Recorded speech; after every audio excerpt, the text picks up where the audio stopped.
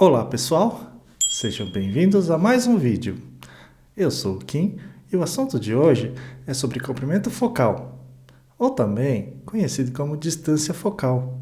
A distância focal é, junto com a abertura do diafragma, uma das mais importantes características de uma objetiva. Sei que é muito comum chamar a objetiva de lente. Às vezes eu mesmo também digo lente, mas é mais para facilitar a compreensão. Mas lente é apenas um elemento óptico. Pode ser dos mais diversos materiais, desde que seja o mais puro e transparente possível. E objetiva é a palavra correta para o acessório, que normalmente chamamos de lente. E é a partir dela que o fotógrafo define, por exemplo, a maior ou menor aproximação de uma imagem. Ou ainda, escolhe o campo de visão que se deseja. Antes de mais nada, precisamos entender o que é ponto nodal. Como a maioria deve saber, a imagem formada no fundo da câmera é de cabeça para baixo.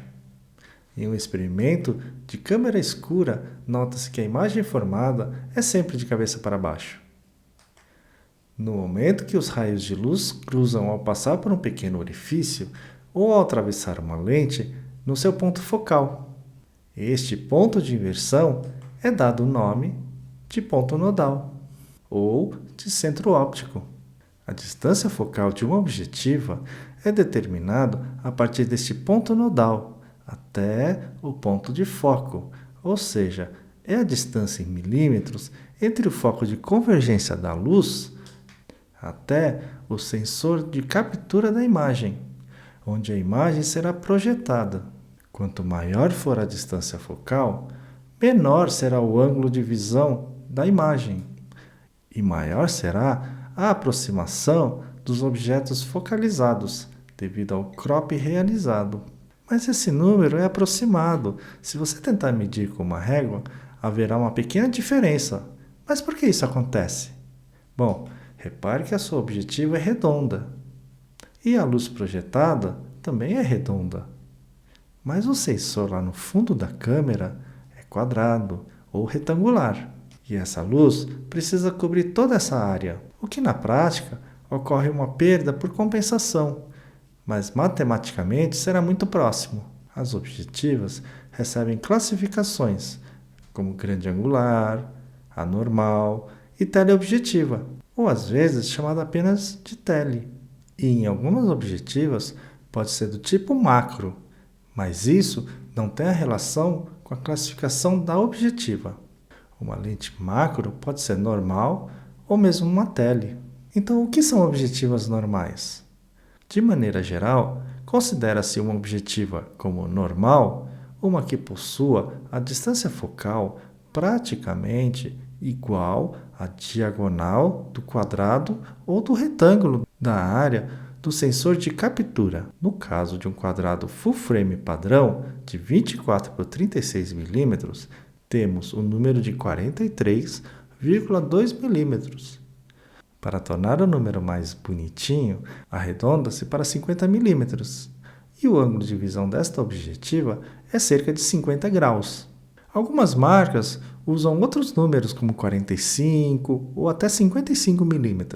Essas objetivas são formadas, em sua grande maioria, por 5 ou 6 elementos, e a abertura máxima do diafragma, em geral, são as maiores, e são chamadas assim porque a imagem projetada tem a distorção e a perspectiva muito próxima da distorção e perspectiva do olho humano. Objetivas de grande angular são objetivas que apresentam distâncias focais menores que a diagonal dessa imagem projetada. São objetivas que apresentam distâncias focais menores que a diagonal da imagem no sensor. Ou seja, qualquer objetiva abaixo da normal, possuindo ângulo de visão até mesmo de 180 graus, como em objetivas olho de peixe.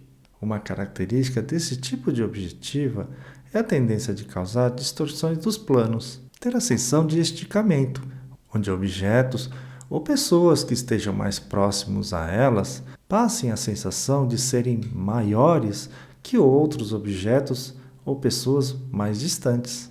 A outra característica é a focalização. Ela é muito mais fácil de fazer o foco, pois possui um grande ângulo de visão e também possui naturalmente uma profundidade de campo muito maior, comparado com a mesma abertura e diafragma usado em outros tipos de objetiva. As objetivas tele ou teleobjetivas. Essas objetivas são sistemas ópticos cujas distâncias focais são maiores que as objetivas normais. O número de lentes ou elementos é menor, e a distância entre os primeiros elementos e o plano do filme é praticamente igual à distância focal da objetiva. A característica mais marcante no uso dessas objetivas são as imagens ampliadas e um aparente achatamento nos planos da imagem.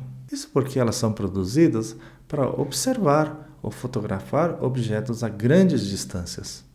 E assim, as distâncias relativas entre os objetos se tornam menores em relação a quem está fotografando. O foco também é muito mais difícil de ser feito, exigindo muita atenção de quem está utilizando. Possui muito menos profundidade de campo e piora quanto maior for o comprimento focal. Com essas objetivas, é mais adequado a utilização do recurso de macrofotografia, pois assim pode-se manter uma distância um pouco mais elevada do objeto e ainda assim conseguir focalizar algo que tem o tamanho reduzido.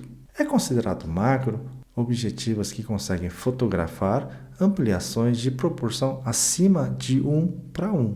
E o que isso quer dizer? É quando o tamanho do objeto é igual ou maior que o tamanho real na área do sensor de captura. E as objetivas zoom ou de foco variável? Em razão da praticidade, algumas objetivas possuem características de variadas distâncias focais. As objetivas zoom também são classificadas em função da distância focal. Uma objetiva zoom, ela pode ser grande angular, normal e tele em uma única objetiva. O início da sua produção se deu no ano de 1959. E no início, os resultados obtidos não eram muito satisfatórios, o que acarretou em rejeição por grande parte dos fotógrafos. Mas hoje em dia são muito mais populares, com a melhora da qualidade das imagens e a sua praticidade. Espero que vocês tenham aprendido algo novo com este vídeo. Curtam e comentem se você está gostando deste canal.